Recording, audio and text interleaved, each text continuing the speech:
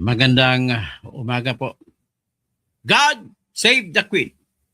Today is still New Year's Day. January 2. So ngayon, araw ng Biyernes. Bukas ay Sabado. So ngayon, ito pong ating pag-usapan. Ang title ng ating istorya sa ngayon ay God Save the Queen.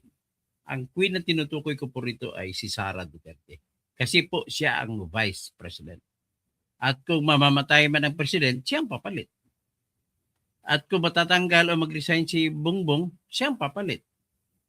Hindi pwede, I do not endorse the idea na mag-resign, magpapayag lamang itong mga kupal na magsabi na itirahin si BBM basta mag-resign din daw si Sara.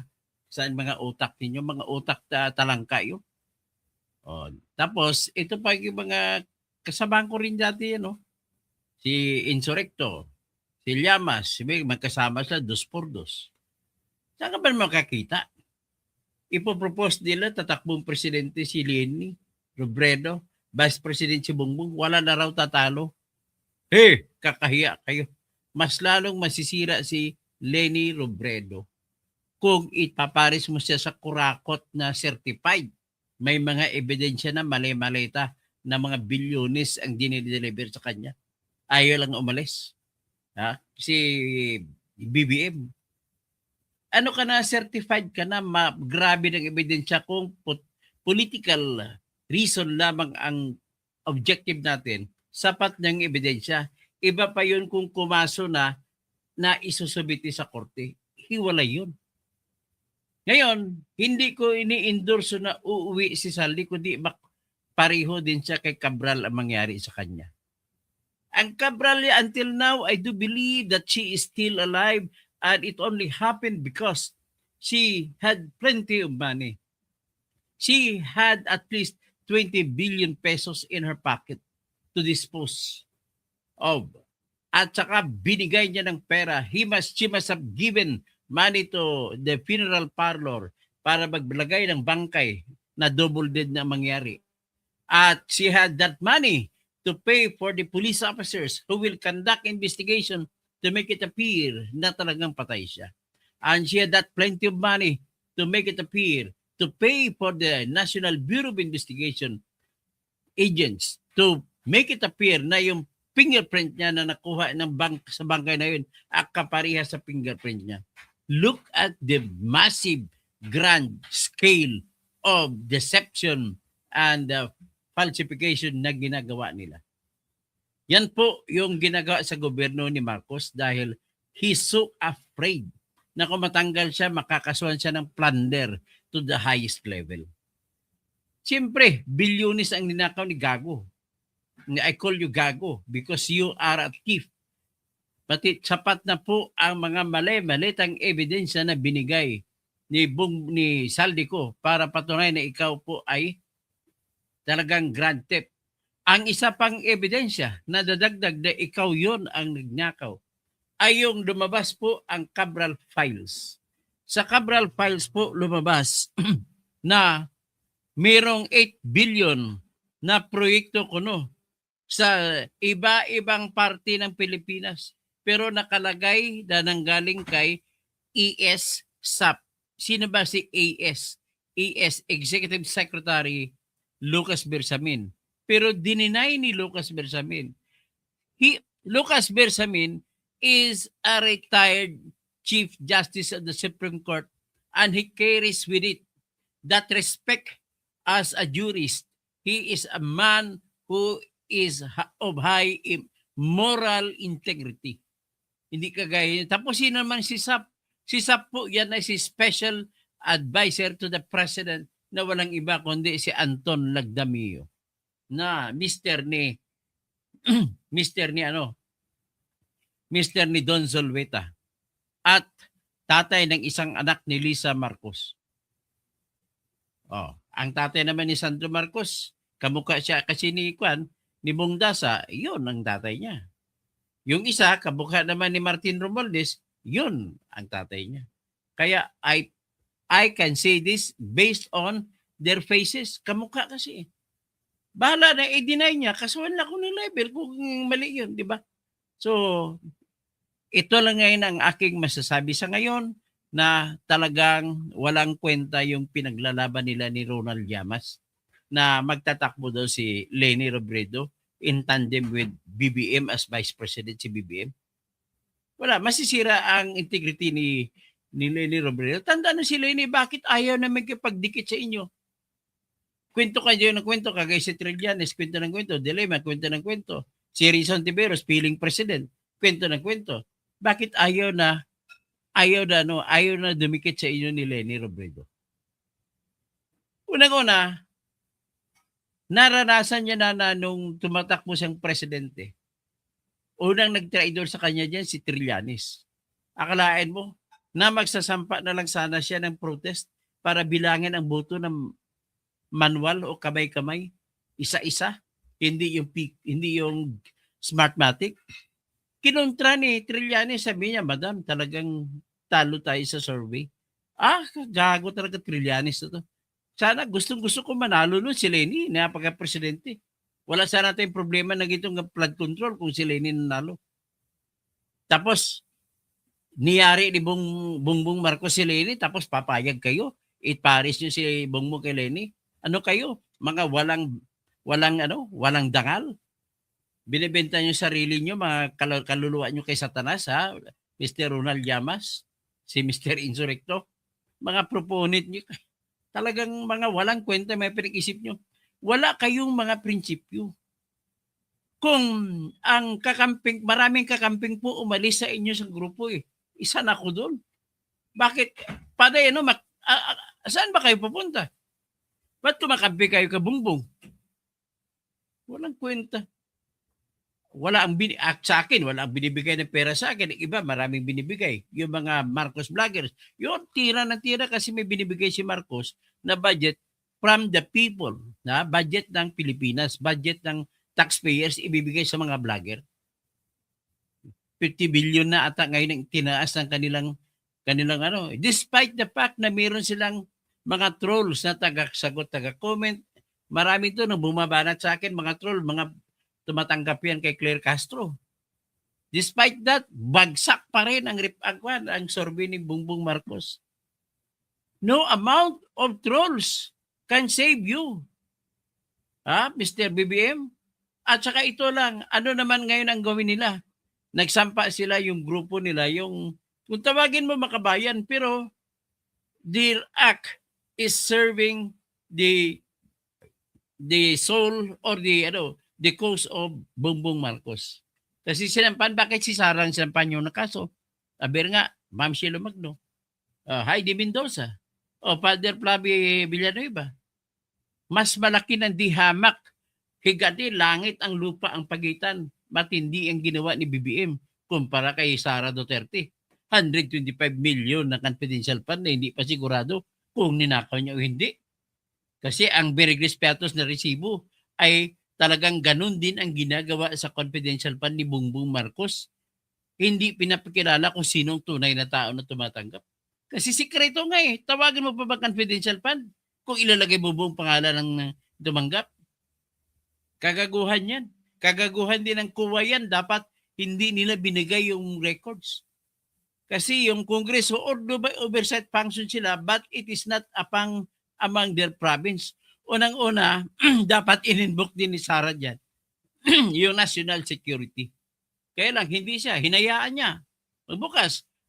Tapos, it turned out, yung Quadcom na investigasyon, napunta lamang doon na tigil nang doon sa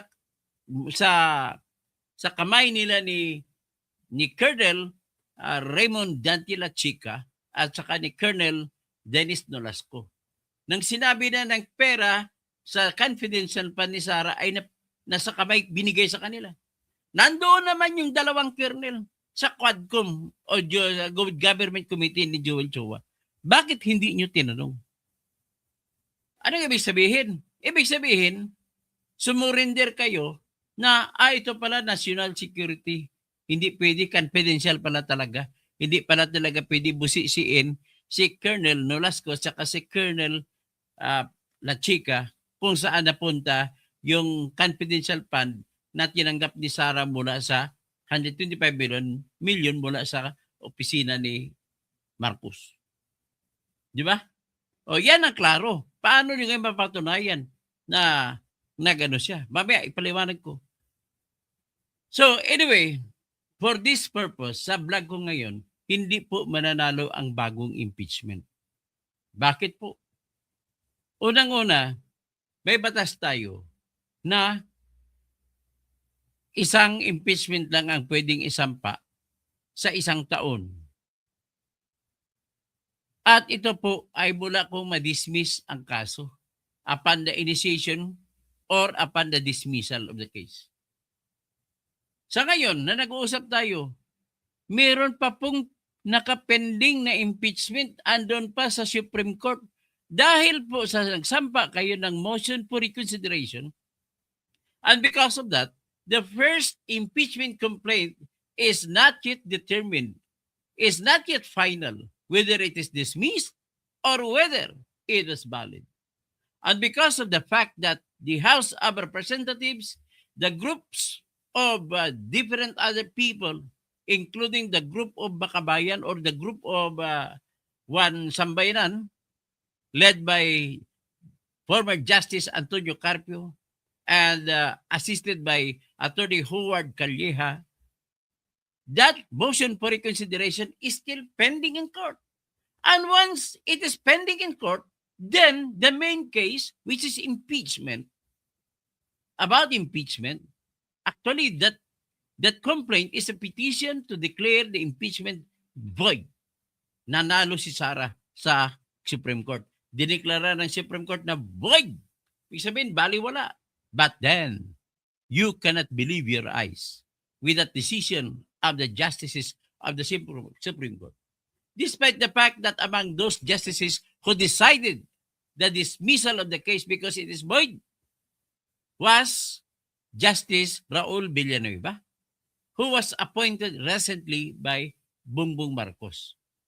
So you cannot blame that it was because majority of the justices were appointed by Duterte so that they favored Sara Duterte. No. It takes more than a statement. It takes more than an evidence because these justices are there precisely because they are knowledgeable. They have passed the test of credibility that they will never be biased in all their decisions and they will ever be polite, honest, and integrable in deciding as to the merits of the case. Dedesisyonan nila na unang-una na dahilan nito bakit na-dismiss ang inyong impeachment complaint, mamaya ko ipaliwanag. Pero sa ngayon, despite the dismissal, ang kasong yan ay buhay pa because of the fact that you filed a motion for reconsideration. So, ngayon, magbabalak kayo magsampa ng kaso sa February 6 o February 7. Bagong impeachment complaint. Ano naman ang bagong ground nyo kasi wala ng budget ng confidential fund sa kanya. The same, ulitin nyo lang, recycling. So, kung mag-file kayo, akala nyo ba magiging valid? Tatanggapin yan? Hindi po pwedeng tanggapin yan. Pero siyempre, kakampi nyo yung House of Representatives. Hindi rin pwede tatanggapin yan. Sapagkat po, hindi pa na-desisyonan ang unang impeachment complaint. Habang nakabinbin yan, ay hindi pa kayo pwede magsampa ng bagong kaso. Ha? Ito kabubo naman ito, si Al Aronstein Lacuna. Hindi mo ba naintindihan yung pending pa ang kaso? Nakabinbin pa, hindi pa na-desisyonan dahil sa motion for reconsideration ng mga kakampi mo? Because it is still pending, then you cannot file a new case of impeachment. Tapos, you declared that the new complaint for impeachment that you will file contains the same facts and circumstances as compared to the present impeachment complaint that is yet pending before the Supreme Court. So wala. Tigok na naman kayo. Kaya, come February, grabe na naman ito sigaw, Grabe na naman ito, mga banat nila ni Trillanes, banat nila ni Heidi Mendoza, banat nila ni Professor Sheila Magno, banat nila ni Father Flavio Villanueva. Oh, ang reklamo ni Father Flavio Villanueva, tungkol sa war on drugs. Anong kasalanan ni Sara diyan?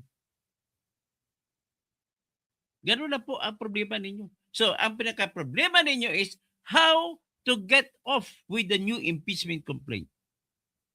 Sa usapin pala na nakabinbin pa sa Supreme Court, ay hindi niyo na kayo makapagsampa ng bagong kaso because of the fact, binbin pa. Pangalawa, nasa loob pa rin ng 1 year.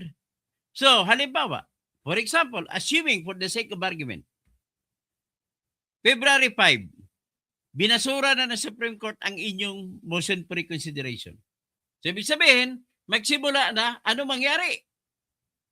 Pagtanggap ninyo ng kopya ng desisyon, magsimula na naman ang bilang ng 1 year. Doon pa lang magsimula ang bilang ng 1 year para kayo makapagsampa ng bagong reklamong impeachment. So, February 5, February 6 na, nasa 2027 na kayo magsampa ng kaso. Nakita nyo ba? Eh kung hindi pa madesisyon ng Supreme Court, until after March, wala na. Eleksyon na. Wala na kayong habol. Mananalo na si Sara.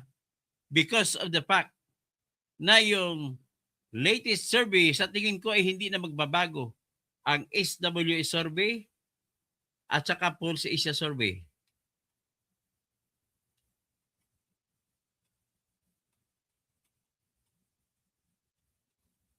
O, tingnan natin. Di ba negative 3 si BBM sa SWS? Negative 3 tapos positive naman kay ano? Positive naman kay ano? Positive 7 naman ang kay ano? Ang negative 3 kay BBM. Kay Sara Duterte, ang laki-laki. Much trust. 56%. Ang kalaban niya, little trust lang, is 26% lang. Ibig sabihin, yung may kunting tiwala kay Sara ay 26% lang. Laban sa mas marami na tiwala sa kanya, 56%. So, may positive 31% pa siya. Oh. Tapos sa regional breakdown, sa Mindanao, 74% si Sara, hindi mo siya matatalo. Oh. Sa plus 74 siya sa Mindanao. Sa Visayas, plus 43. Sa Balance of Luzon, plus 12. Sa NCR, plus 2. So, ano ba ang makaw ninyo? Si Bongbong naman, paano mananalo si Leni nito? Ang kakampi niya, negative 3. Masisira lang si Leni Robredo kung magdidesisyon siya. Sa Mindanao, negative 37 si Bongbong. Sa Visayas, negative 7. Sa National Capital Region, Metro Manila, negative 8. Yan yun sa resulta ng SWS. Alam mo ang SWS, naniniwala ako dito kung hindi election period. Pero kung election period, hindi ko niwala dito sa survey nito. Tapos sa Pulse siya naman, ang approval rating ni BBM ay 34% daw. So disapproval 48. From 44, umakit ang disapproval, naging 48. Ang trust niya, bumaba, naging 32 mula 34. So ang distrust niya ay tumaas mula 45, naging 47. Kung si Sara Duterte naman, ang kanyang approval rating ay 56%. Umakit mula sa 55. Ang disapproval niya ay bumaba at 24 lang. So trust niya, ang tiwala sa kanya ay 54%. Ang hindi naman nagtiwala sa kanya ay 54% lang. So, regional highlights, BBM majority approval only in Balance of Luzon, 51%. The weakest in Mindanao, negative 7 lang ang approval niya. Si Sara Duterte ay strongest in Mindanao, 95% ang approval. At sa Visayas, 68% ang approval. So, ang context nito, despite the plunder complaint against Sara, she retains the majority, trust, and approval. Wala pa nga trabaho si Sara kasi vice president. Kumbaga spare tire siya. So that goes to show naman na talagang hindi mo mapipigilan itong mga kalaban ni Sara, lalo na mga makabayan, makakaliwa, na magsampa ng bagong impeachment sa kanya. Kita mo, nagsampa na nga sila ng panibagong reklamo, pero tinagurian nila na ito ay para sa impeachment at saka para sa criminal case at the same time. At naisampa na nila dito ni Father Flavi doon sa Office of the Ombudsman. Ang tanong ngayon, may katuturan ba yung reklamo nila? Ang sagot ko, wala. Unang-unang rason, bakit? Inulit lamang nila yung reklamo doon sa impeachment complaint yung nakaraan. Recycled. Ibig sabihin, pag recycled, walang katuturan kung sa ebidensya. Pero bago ko didiscuss kung bakit wala sa ebidensya, nais ko muna ibigay yung punto de vista ng legal na aspeto. Hindi pwede na magsampa ng kaso ang ombudsman para sa plunder laban kay Sara habang si Sara ay vice president. So, ang ibig sabihin, hindi ito pwede mag-conduct ng preliminary investigation kung ang preliminary examination nila ay magre-require ng subpoena na halimbawa, sabi ni Trillanes, ipatawag ang bangko na magbigay kung may pera si Sara o wala sa AMLAC. Hindi pa rin matutuloy kasi unang-una may decision na po ang Supreme Court sa kaso na Carpio Morales versus Jejomar Binay. Nung tanda ninyo, nung Vice President si Jejomar Binay, sinampahan ni Carpio Morales ng plunder complaint si Binay. Pero ang desisyon ng Supreme Court ay hindi pwedeng isampa sa Sandigan Bayan ang reklamo laban kay Binay habang hindi siya natanggal pagka vice presidente. So in the same manner, habang hindi mo matatanggal si Sara na vice presidente, ay hindi pwede tanggapin ang reklamong criminal case ninyo na plunder.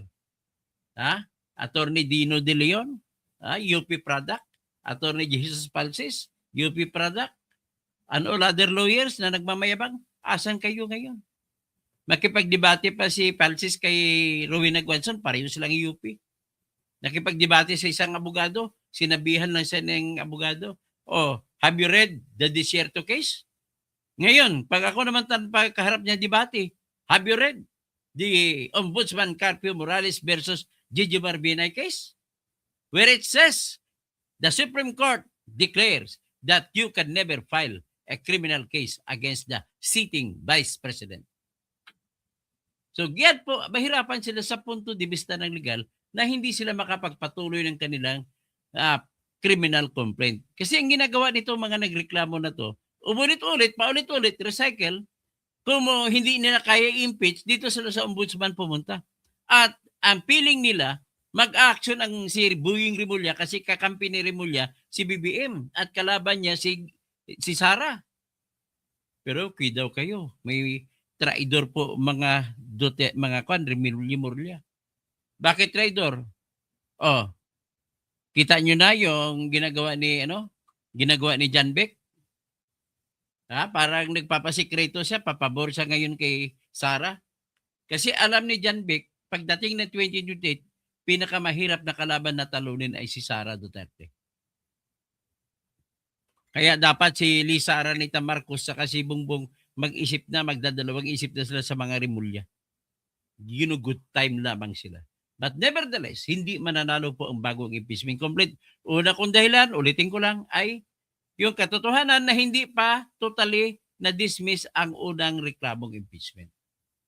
Nakabinbin pa sa Supreme Court.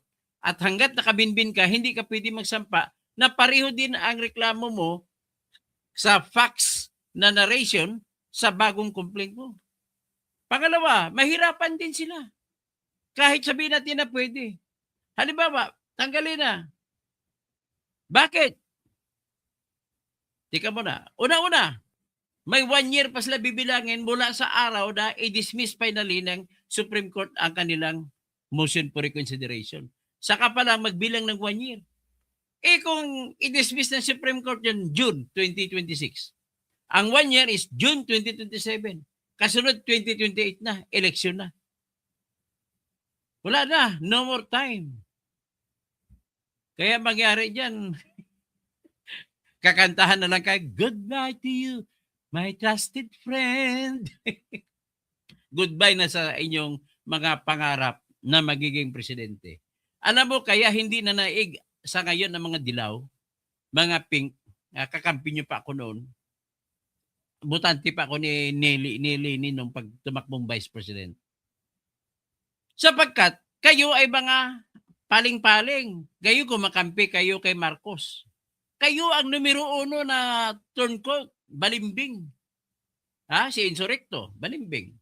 Si Ronald Llamas, balimbing. Ito si Risa Hontiveros, balimbing. Bakit ko nasabi balimbing? Akalain mo sa investigasyon sa Blue Ribbon, ang hinahanap lamang niyang ebidensya ng flood control projects ay yung flood control projects sa panahon ni Duterte. Hindi niya hinihingi kay Diskaya Kopol ang mga ebidensya patungkol sa kay BBM. What a disgrace. You are incompetent. I'm sorry to say, Risa Hontiveros. You are incompetent to say, aside from the fact that you lack reputable measure for you to become president, as I observed from you, you are a teka-teka and a dishonest person. Dishonest, why? Because you are always proclaiming that you are clean. And yet, with Tony Taberna, discovered that you had 3 billion insertions in flood control, you shout out like a crying baby. Hindi totoo yan, hindi totoo yan. No, it's true. It's true. But you are hypocrite. Dami, may mga project ka pa doon na para nakapangalan sa'yo, hindi naman natapos. Ibig sabihin, Bongbong is not alone. Kung meron man kay Duterte na hindi natapos, he's not alone. Meron man kay Noynoy na hindi natapos, they are not alone. Ikaw, including you, may mga proyekto ka rin na hindi natapos. Kaya sa totoo lang, that's why I am advocating, I am calling on all the youths, mga Gen Z, sa sunod na election po, tumakbo po kayo lahat, suportahan ko kayo. Lahat ng mga Gen Z, susundin nyo ang pangunguna na ginawa nila ni Leandro Ligarda Libeste, ni Kiko Braganza, at saka ni Ili San Fernando. Tulungan nyo silang tatlo. Dapat mga Gen Z na kahit anak pa kayo ng nepo pa kayo, alam ko naman, iba naman ang utak ng mga bata kumpara sa mga magulang. Yan na lang ang pag-asa din na natitira na sinasabi ni Rizal, pag-asa ng bayan ay kabataan. So ngayon, yan sinasabi ko, may legal bar, may legal obstacle kayo na hindi kayo makapag-file ng bagong reklamong impeachment dahil 1 year pa kayo pwede magsampa mula nung ma-dismiss. Ma-dismiss, pero inapila ninyo, motion for reconsideration, kaya hindi pa matawag na dismiss. Kailan matatapos? Kung June 2026 matapos sa desisyonan, doon pa lang kayo magbilang ng 1 year, saka pa lang kayo pwede magsampa ng bagong kaso. Kaya impeachment dream is dead. Ganun na po masasabi ko. Sa legal na obstacle. Ang unang obstacle, ulitin ko lang, dahil nakabinbin pa ang kaso, ay hindi pa tapos yung unang impeachment. Kaya hindi kayo pwede magdoble. Kung sa criminal case yan, ang tawag dyan po, double jeopardy. Kung sa civil case, ang tawag dyan po ay res judicata. Ganun po yun. So, ngayon, let us talk about merits of the case. Pag merits, ebidensya por ebidensya. Kasunod na problema ninyo, sinabi na ng Supreme Court sa desisyon na hindi pa final na hindi kayo pwede magsampa ng impeachment na gagamitin ninyo ang mga nagawa ni Sara during the time na hindi pa siya vice presidente. You cannot include those acts that predated her vice presidency. Kaya basura na yan ang inyong reklamo na confidential funds niya nung mayor pa siya ng Davao City. At basura na rin yun ang reklamo iniimbento ni Trillanes na may mga bank account si Sara during the time that she was not yet the vice president. Basura na rin yan. So ano pa? Let us now talk about those acts na nangyari during her vice presidency. Unahin natin yon, yung sinabi na Article 1 nila. na nagsasabi na nagtitreaten daw na ipapatay ni Sara si Bongbong Marcos. Si Lisa Aranita Marcos. Si Romualdez. Nagtitreaten ba? Alam mo, sa dami-dami lahat ng abogado na gumawa ng reklamong yan, mga bobo. Hindi yun threat ng pagpatay. Hindi yun plot to kill. Ang bobo naman ninyo. Saan ba kayo nag-aral? Di ba mga UP kayo nag-aral? Ateneo? San Beda? Bakit ganun ang produkto nyo? Hindi po yun plot to kill. Bakit? Ang plot to kill ay walang kondisyon. Plot to kill. I'm plotting. May kausap ako. Sige, patayin natin si Bongbong. Patayin si Lisa. Yan, that is plot to kill. Pero, ang ginawa ni Sara is, patayin mo sila kung ako'y ipapatay nila. May kondisyon. Ang kondisyon ay kung ako ay papatay nila. Ibig sabihin, hindi mangyayari ang pagpatay kay Bongbong Marcos, kay Lisa Marcos, kay Romualdez, kung buhay si Sara. And in that sense, that is not a plot to kill. Ngayon, mayroong mga bobo na mga abogado na sabi, kasama na si Remulla. May treat with a condition eh. Magbasa nga kayo uli ng revised penal code. Ano man nakalagay sa threat with a condition para magiging grave threats. Para magiging grave threats, ang isang threat with a condition, ganito, papatay kita kung hindi mo ako bigyan ng pwesto sa iyong opisina. That is, the condition puts the victim to a task na kung hindi niya gagawin, mamamatay siya.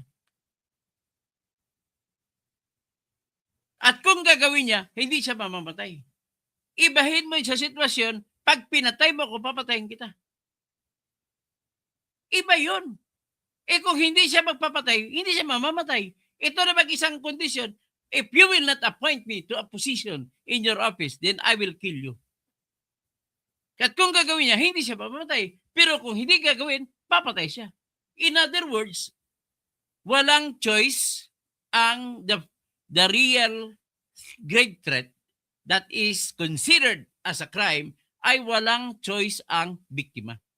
In this case, sa kabila kay Risa, kay Sara, may choice. May choice sila na hindi sila kung hindi na ipapatay si Sara, buhay sila. Dito naman sa pangalawang sample na with a condition, wala silang choice. The only choice is para mabuhay sila, huwag sila gagalaw. Gagalaw sila dapat. So, nakita niyo yung pagkaiba? In other words, yung mga abogado na gumawa ng reklamo itong impeachment ay baka bobo. Ang dami-dami pa ninyo. Pinag-aralan pa nyo. That makes the difference between lawyers who are not trial lawyers like me. Trial lawyer kasi ako. Araw-araw noon, nung may lisensya pa ako, sa korte ako nagkipag-argumento. Ang dami-dami ko ng mga kliyente ko, absuelto lahat. Kasama si Percy Lapid, absuelto lahat. Iba po yung laro sa loob ng korte. And you must be a criminal trial lawyer for you to be a very good impeachment lawyer. For you to be an impeachment lawyer, dapat sanay ka sa practice sa loob ng labanan sa loob ng korte. At ang kaso na hinahawakan mo ay dapat criminal cases, hindi civil cases. Civil cases kasi iba yun, madali lang yun kumpara sa criminal cases. Yan ang una kong point sa merito na hindi magsasucceed ang inyong impeachment complaint. Number 2 point ko. Let us talk about confidential fund. Tika mo na, bago tayo pupunta sa confidential fund, yung iba palang kaso, ginawa nilang sedition, yung pag-threaten. So, ibig sabihin, all other cases for impeachment that you use as grounds ay inano lang, nirehas lang mula sa yung threat na yun. Now, let's talk about yung confidential fund. Sabi nila, confidential fund dahil sa nagbigay ng resibo na Merry Crispiatos. Tanong, dahil lang sa Merigis Piatos na resibo, matatanggal mo na si Sara? Sagot, hindi. Bakit? Can it constitute as a ground for betrayal of public trust na tinraidor niya yung tiwala ng taong bayan? Hindi. Bakit? Hindi mo masasabi na nagnakaw siya. The only way na nilabag niya ang tiwala ng taong bayan ay kung mapatunay nagnakaw siya. Ang tanong, nagnakaw ba siya sa kanyang confidential fund? It can neither be a ground na sasabihin na culpable violation of the Constitution. It can never be a ground called as commission of a crime or high crimes. So ngayon, pag-usapan natin bakit hindi, bakit walang krimen si Sara? Kasi confidential fund yan. Iulitin ko lang discussion ko na sinabi ko na kanina. Pag confidential fund, dapat hindi yan i-expose sa madla. Kaya ang paggagawa ng confidential fund, gaya din ginagawa ni Bongbong Marcos sa kanyang 4,625,000,000 na confidential fund, lahat din yan ang kanyang resibo. Puro piki ng mga pangalan na nakatanggap ng pera. It doesn't matter kahit 11 days na lang naubos yan. O ito naman ngayon, ibig sabihin po, bakit kung Merigis Piatos, ibig sabihin hanggang dyan lang yan. Sino ba si Merigis Piatos? Ilabas nyo? Hindi na pwede ilabas yan. At kung malabas man, hindi na pwede. Wala, hanggang ngayon, wala pang lumalabas na Merigis Piatos. Ang tanging matatanong nyo lang ay si Colonel Nolasco at si Colonel La Chica. Eh bakit hindi din sila inusisa ni Joel Chua? Ladies and gentlemen, national security po kasi natin ang involved yan. Tandaan ninyo, ginamit ni Sara yun, according to her, hindi ko sinasabi na talagang ginawa niya, pero ang kanyang rason ay ginamit niya yun sa pagmamatyag na kung sino-sino ang mga makakaliwa na mga taga-NPA ang nagre-recruit sa mga senior high school tsaka junior high school na sasapi sa mga trabahong NPA. Di ba? Kasi dapat, ang mga estudyante, gagraduate, mag-aaral lang kayo. Pag college nyo, sagutin pa kayo ng Pilipinas. Bakit? Mayroon mga state universities and colleges, UP, Mindanao State University, at iba pa na mga state universities sa buong Pilipinas, napakarami. Pangalawa, kung hindi ka makapasok kasi kulang ang state universities, ang iba hindi makapasa sa state U. Kaya dito sila sa private schools. Ang mga nag-aaral naman sa private schools ay binibigyan din ng pamahalaan natin ng pera na tinatawag Unifast. Kaya kayo nakikinig sa akin pag may mga apo kayo, anak kayo, na walang pang tuition, mag-online application lamang sila sa Unifast. At hindi po ito nagbabase sa kung mataas ang grado mo. Basta ma-identify lang na mahirap ka, nanay, tatay mo, walang pampaaral sa iyo, bibigyan ka ng budget ng Unifast na 50,000 pesos kada taon kasama na tuition. Yung iba, dudugtong-dugtungan na lang yung baon pang araw-araw. Sana kung meron ito nung araw nung ako'y nag-aral. Wala. MSU lang tsaka UP nung araw. Ang state U. Wala pang state schools na iba. MSU lang tsaka UP. Ako sa MSU ko nag-aral. Mabuti kayo, marami na. At magagaling ang mga state schools natin. Nag-aral ako ng civil engineering ko na kurso sa MSU Marawi, full scholar. Gumraduate ako full scholar.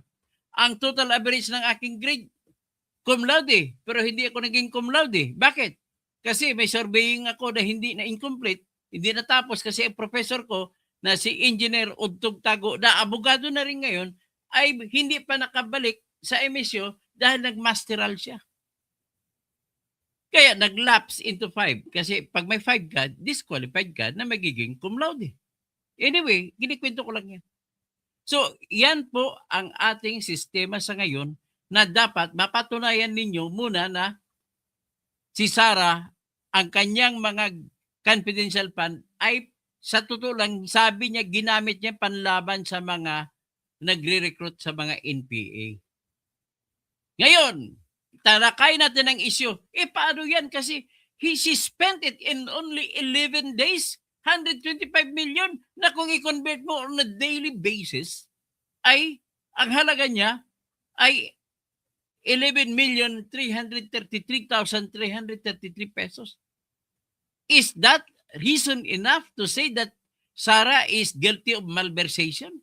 Ibig sabihin malversation, ninakaw niya yung pera. Wala tayong ebidensya na direkta na talagang kinuha niyang pera. Kundi ebidensya lamang natin ay naibigay kay Mary Crispiatos. From Mary Crispiatos at si mga kumuha ng resibo kay Mary Crispiatos, ito si Colonel Nolasco at si Colonel La Chica. Hindi naman sila tinanong kung bakit napunta, bakit nagkaroon ng Mary Crispiatos. Sa totoo lang, hindi nila pwedeng tanongin yun. Bakit? National security natin ang nakasalalay. Ngayon, sa kini-question nyo na 11 days ginastos, sapat ba yan na para sabihin nyo nagdakaw Sara? Sagot, hindi po. Bakit? Kasi po, posible na isang bigayan lang sa araw na yun ay binigay na kagad yun. Kagaya po sa nangyari sa SAP 44. Yung SAP 44 na SAP natin ang pulis na matay. Numusob sila sa kung saan si Marwan na bomber, number 1 bomber sa Asia. Hindi nyo pa alam na ginamit doon na pagbigay ng para makuha lang informasyon. Minimum of 60 million. Sikreto lang, binigay doon sa kasama ni Marwan. Ang kapalit lamang cellphone number para matrack down ng GPS locator kung saan banda yung telephone number na yon. At nung malaman, sigurado kasama si Marwan. Kaya, boom! Kuha kagad si Marwan. Yan po, ini-explain ko sa inyo kung paano ginagastos ang mga confidential fund. Pwede mo sabihin, isang araw lang yun. Isang bigayan lang yun, 125 million. O ito, example ko lang. Yung nangyari kay Bin Laden, sa paghahanap kay Bin Laden, 10 taon bago matagpuan. Ang ginawa ng dalawang babae na CIA ay isa sa mga bagay na ginawa nila para natuntun nila si Bin Laden ay bumili sila ng isang Ferrari. Kapalit ng telephone number na kung saan makikita si Bin Laden. Ganun po yun. In other words, wala po kayo talagang ka-ground kung confidential fund ang pag-usapan. Number 3, another ground ninyo ay dahil hindi siya dumalo sa hearing ng Quadcom at saka Good Government Committee ni Joel Chua. May kasalanan ba yung si Sara doon? Sagot, wala. Bakit? Karapatan niya bilang Vice President na hindi umattend. Kaya hindi siya pwedeng pilitin. Independent nga eh. Mayroon tayong checks and balances. Each independent office can never be dictated upon by another independent office. Naintindihan nyo na walang katuturan. Kasunod, mahihirapan kayo kung pipilitin ninyo. Bakit? Nagdesisyon na po yung Supreme Court sa isang desisyon na kinukontra ninyo na kahit na ang gamitin ninyo yung shortcut route na kung saan pipirma ang pangatlong bahagi o 1/3 ng kasapi ng House of Representatives, kailangan pa rin may due process sa bawat aspeto o bawat hakbang sa pag-impeach. Ang isang hakbang dyan, kapag sabi nyo na pirmahan na, ipatawag nyo pa rin, bigyan nyo ng notice. Sabi ng Supreme Court, bigyan nyo ng notice. Si Sara, pasagot niya, ipapaliwanag, bakit hindi ka namin impeach? So mahirapan na sila. Number 3, wala na kayong pundo na magagamit pambayad sa pipirma ng impeachment. Kagaya nung nakaraan, nakaipon kayo ng 215 na mga pirma. Lahat yun mga congressman na nakatanggap ng flood control projects. Kaya, wala, God save the Queen. The Queen will reign. At kailangan natin sundin ang constitutional law. Law is law. Na kung matanggal si Bongbong, mamatay man siya, dapat si Sara ang papalit. Ganun lamang po. Hindi po pwedeng proposisyon na yan na dapat dalawa sila ang magre-resign. Marami kayo ang kinikwento ninyo, si Sara ay mga Duterte, negative ang mga kinikwento ninyo. Hindi po totoo yan. Bakit siya nananalo? Hindi ko kinukontra. Ang kaposisyon ko nga dyan, isa siya na hindi nanalo sa Smartmatic. Pero anong magawa natin? Binasura naman ng Supreme Court ang mga petisyon namin laban sa Smartmatic. Ang hope namin para mabilang uli ang boto. Hindi na nangyari.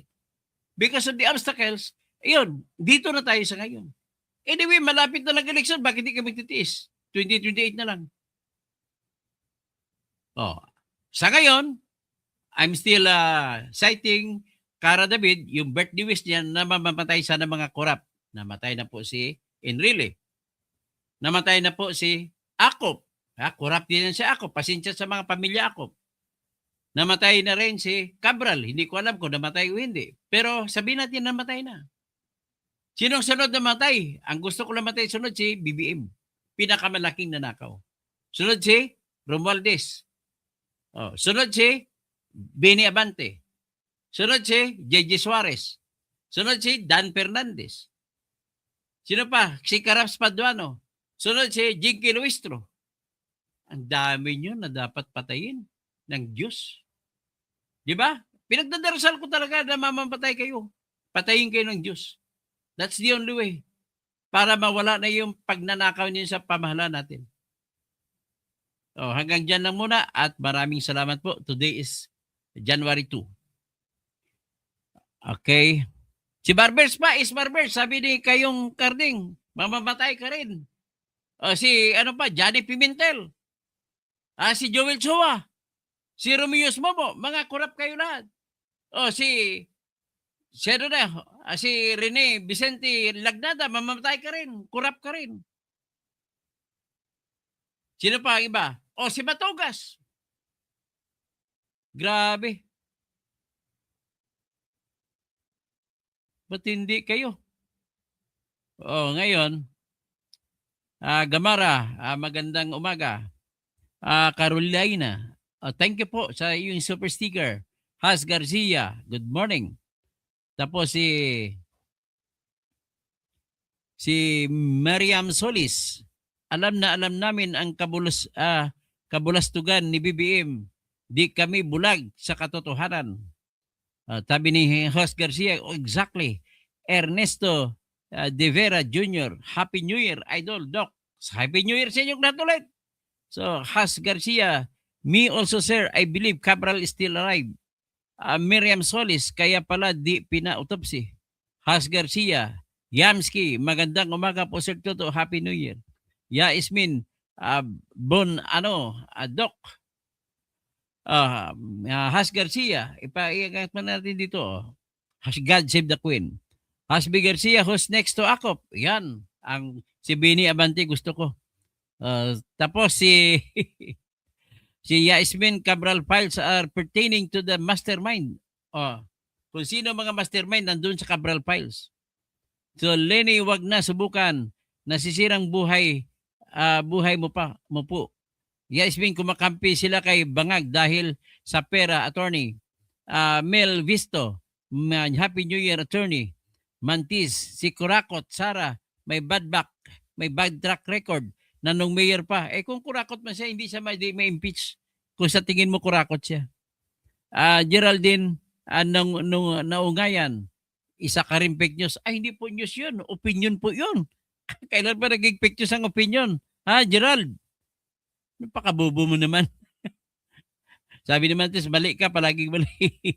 Rolly Azanyon, kung yung binabayad sana nila sa mga vlogger ay ipagawa na lang ng tunay na mga proyekto. Wala, binabayad lang sa vlogger. Pati ito si Al Aroncilla ko na, binabayaran din to. Jerry Forbes, galing mo mag-hokus-pokus. Never manalo ang Sara mo. Pustaan na lang tayo. Al Aroncilla ko na, sinabi mo batas yan, kalbo. Wala. Ang mga panalita mo ay puro mga ad hominem. Ang mga tao po na nag-result na gumagamit ng personal na atake, yan po yung mga tao na walang natalo sa debate. Mr. Tech, iyak na naman sila yan, Doc. Iyak talaga sila nito. Ramon Tinimbang, you are wrong. That survey is one area in Davao. Taga Coronadal, South Cotabato po ako. Huwag ka magsabi kay alam ko ang namin. Alam ko yung Mindanao. Kilala ko yung Mindanao. Lab TV Patrol, ang travel vlogs. Attorney, maraming galit sa iyo dahil sa pagsasabi mo ng katotohanan. Yaan mo sila. Hindi ko naman ako mabubuhay sa kanila. Ya Ismin, diretso, inidoro lahat ng kakampi kay Bangag. Miss Daisy, good morning. Katoto Kausing, Wilfredo Luceda. Bakit ka sir na-disbar? Na-disbar po ako kasi nagsampa po ako ng reklamo ng corruption laban kay Ferdinand Hernandez na congressman siya ngayon sa amin, sa bayan namin. At dahil dyan, publish ko lang sa Facebook, mali na daw ako. Yun ang sabi nila. Kayong Carding, I'm Travel, ang good governance mga Duterte ang sukatan at pamantayan ng hinahanap-hanap na masang Pilipino. Akalain mo, lagi nilang tinitira si Pulong Duterte sa 51 billion. Ang ganda naman ng 51 billion ng mga proyekto ni Pulong Duterte. Naganda, napakaganda. Visible angle, kalukuhan nyo DDS, nakatawa kayo, hayas kayo, let's see. Galit ka na. Travel, malapit ng kalawitin ni kamatayin si Boying Rimulya. Ayun, isa pa yan na dapat mamatay. Travel, kung hindi dahil sa mga Duterte, hindi mananalo si Risa Philhealth, Tip Hontiveros, Manolo Rojas. Sino ba si Sir gusto mo maging presidente? Ang gusto ko maging presidente, ako, para mabago Pilipinas. Travel Vlogs, Risa Hontiveros, insertion 3.1 billion pesos plus 1.761 billion pesos na Philhealth Fund na ninakaw ni Risa. Marlon Reyes, yang Dilawan at BBM isa ang mga magnanakaw. Susan Kilantang, Fernando Rafael Cuervo, interesting observation. Lynn Malada, Lunas Cupids, fake news, sabi mo po, si Linis, si BBM, gawa-gawa daw mga didisyan. Hindi, gawa-gawa ninyo. Gawa-gawa yan ng mga kadilaw. Si Ronald Llamas nagsalita niyan. Tsaka si Attorney Insurrecto. Rogelio Junior Pono, kumusta na kayo ni Lito Lapid? Si Lito Lapid, antayin ko na lang niya. Ang may kaso sa sinampa sa akin, antayin ko na lang.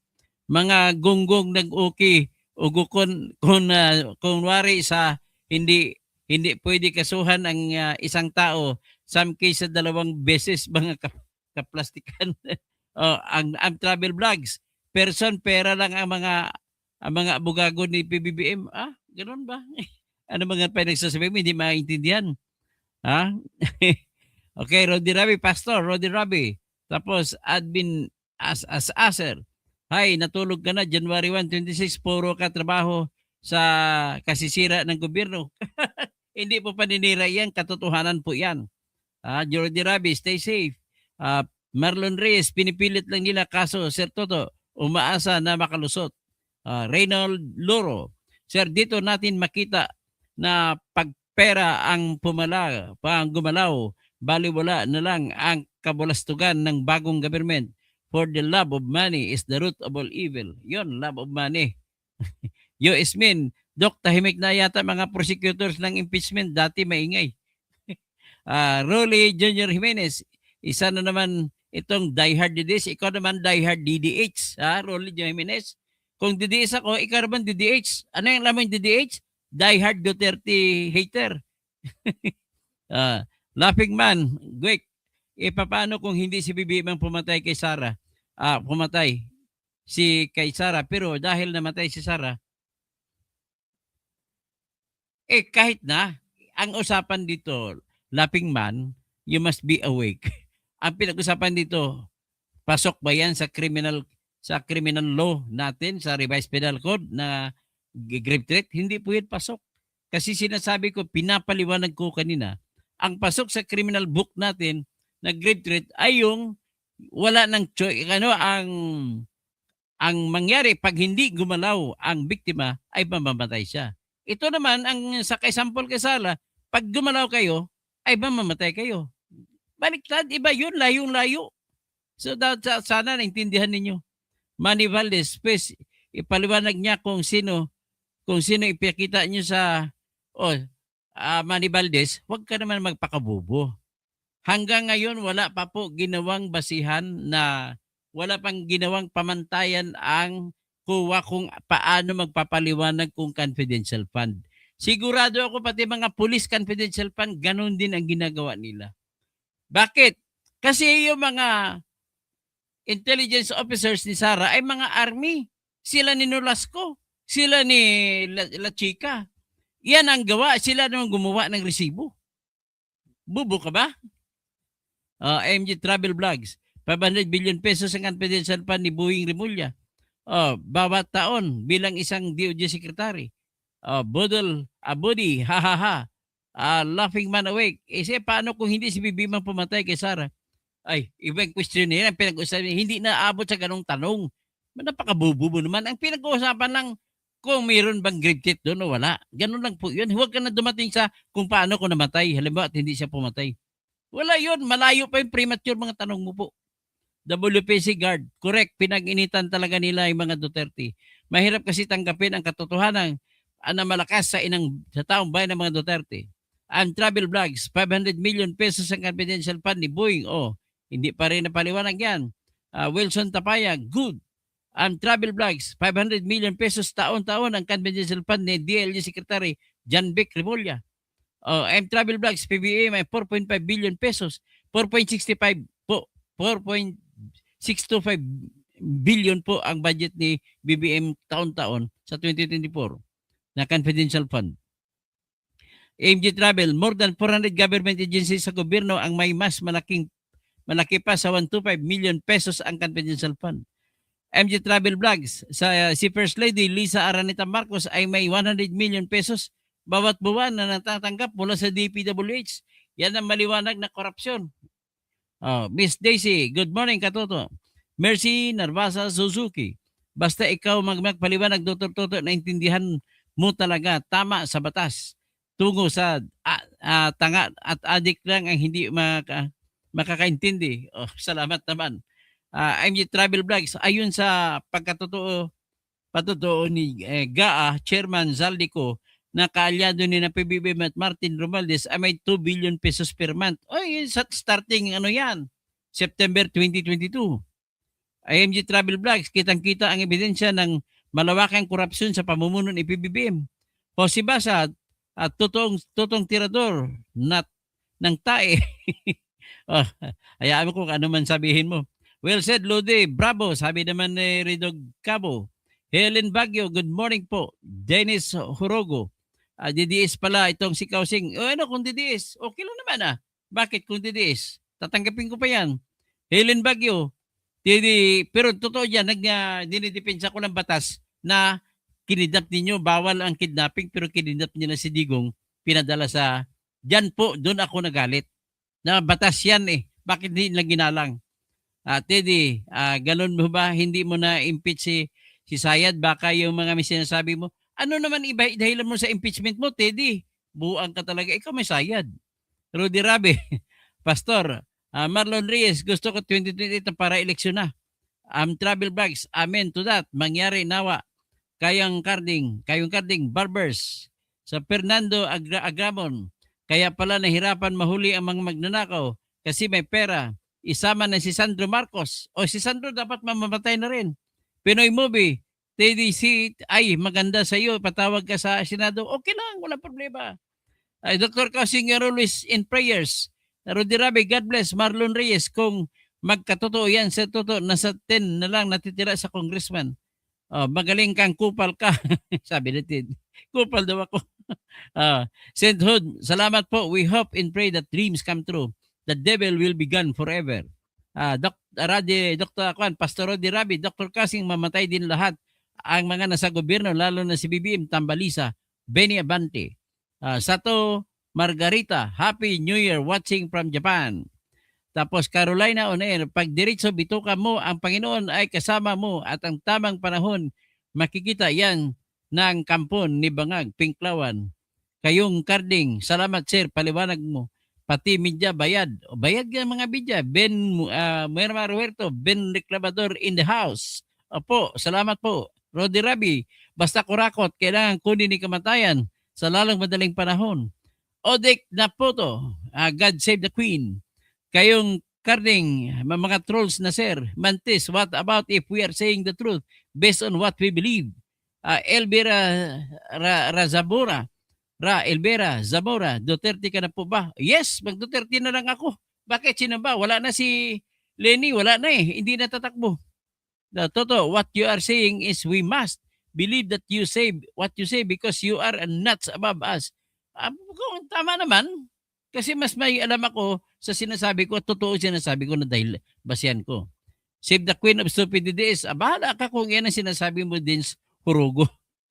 Pumura ka na lang, madali na lang maging Tarogo ang pangalan mo. Maker o Killer, Edward Besas, Tabak Attorney, Toto, walang mangyari sa masamang plano ni Rimulya at mga bangag. Tapos, sino pa? Fidel Quilon. Galit sila kay PBBM dahil hindi na sila makapagnakaw. Ha? Si PBBM po magnanakaw? Huwag ka magsabi na gano'n. Kasi magnanakaw yan. Nakapagnanakaw nga lahat dahil sa kanya eh. Jess Fortes, inamin mo na DDS ka about Death Squad. Okay lang yan. Bakit? Ano kung ginawa DDS? Wala naman problema. Astra Casa, Inday Saura, Duterte kami, Sebastian Sartin Gonzaga. Sabi mo lang yan, style mo. At tatakbo ka ng senador, gusto mo lang makuha boto ng mga DDS. Tandaan mo na wala atang ay, kwento mo lang Sebastian. Walang kwenta yung salita mo. Astra Casa, sino pa? Bibiana Tingson. Tapos Serlito Pornias. Paano ka ma-dissolve ang Congress? Ma-dissolve ang Congress po kung magkukodita si Marcos sa kanyang sarili. So, Happy New Year, sir to. Natatawa ako sa iyo, sir. Okay, salamat naman na napatuwa kita. MG Travel, kung talagang totoo na may squad ay hindi naman dudukot. Ay, okay. So, hanggang dyan si Antonio Junior B. Arellano. Solid Duterte kami sa mga Bisaya watching from Germany. Ay, no good. Lapad ng mukha sa Saramao, Halimaw. Didis Dutay. Ay, kayo mga kwenta kasi kayo. DDH lang kayo, hater lang kayo. Kaya wala mangyayari sa buhay ninyo. So magandang umaga po sa